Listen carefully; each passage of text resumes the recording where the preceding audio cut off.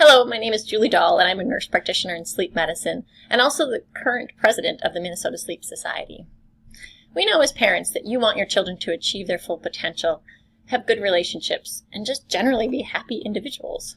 But what you may not know is sleep is a part of that equation, because just like activity and balanced nutrition, well-timed, adequate sleep is a part of foundation for health for your child. What you also may not know is teenagers sleep differently than younger children and adults. They have a delay in the release of their melatonin, which is called the dark hormone. It signals sleep. And we know that teenagers' brains are still in the sleep mode until about 8 a.m. in the morning. Unfortunately, that's in direct conflict with early school start times in our state, with 87% of our high school starting before the recommended time of 8:30. You can see that according to the Minnesota Student Survey, our teenagers report inadequate sleep, with only 25% of our 11th grade students obtaining adequate sleep. So what can we do about this? So parents can help by making sleep a priority in your family, ensuring that your child is getting 8 to 10 hours of sleep, and also keeping a regular schedule even on the weekends.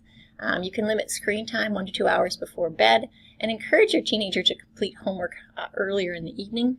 And most importantly, or at least equally importantly, is having them avoid drowsy driving. Because a concern that we have as health professionals is that we know that sleep-related crashes often involve young drivers. The AAA estimates that 13% of all fatal car crashes involve a drowsy teenager. We also are concerned about risks that teenagers take.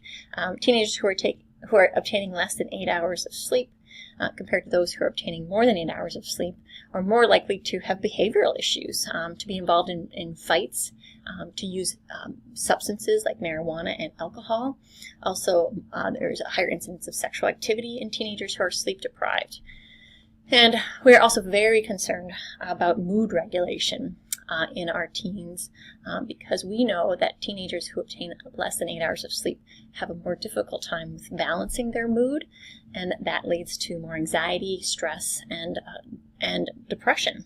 And there's even evidence that sleep-deprived children have more suicidal thoughts and more suicidal attempts. So, the exciting news here is that when we move start times later, which is another thing that we can do, that teens do sleep more. And that's a common misconception. People think, oh, they'll just stay up later, but they don't.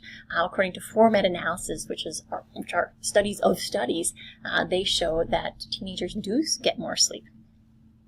And that translates into improved academic performance, better mood, and less risk-taking behavior, and also less car accidents.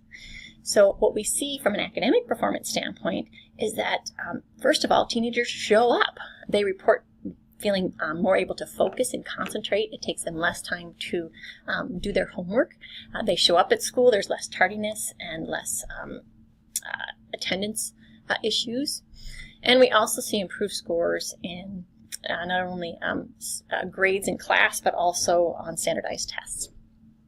And then we also, students report improvement, like I said, in their mood. So they're less anxious, they're more interested in engaging activities, they report less feelings of hopelessness, and they also have less substance use.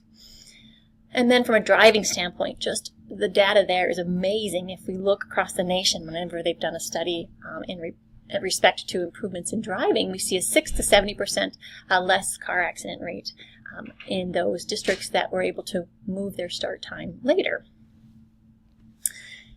So really our effort here is just to improve the amount of teenagers who are able to be healthy, so have healthy brains. And so we're hoping that you will make an effort to follow in the footsteps of so many other districts in the state of Minnesota who have been able to overcome barriers and find ways to compromise and adjust start times for your district, for not only the students that are currently in your districts, but for generations to come. So thank you for listening, and we appreciate it.